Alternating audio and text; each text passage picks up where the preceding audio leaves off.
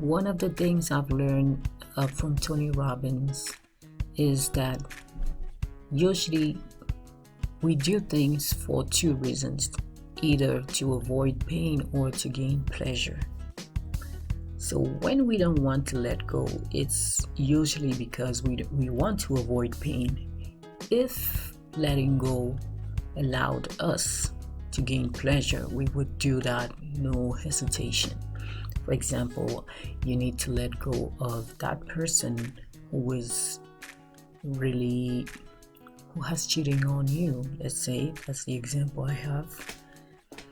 You need to let go of that person, but you know that when you start the process, it's going to be tough. It's going to be a lot of pain. You're gonna be in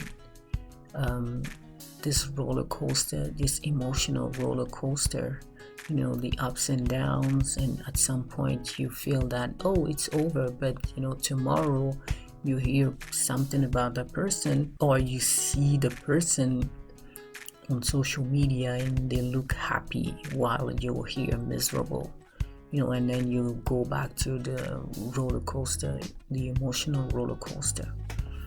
So we want to avoid that pain, because I know for many people we've been there before and we don't want to live that again. If it is your first time to be heartbroken, you're gonna accept the process because you don't know what's waiting for you. But once you've been heartbroken before, you know how painful it is to move on. So it's easier to just cling to that person who is doing you wrong and not going to the process of grieving. It's way easier.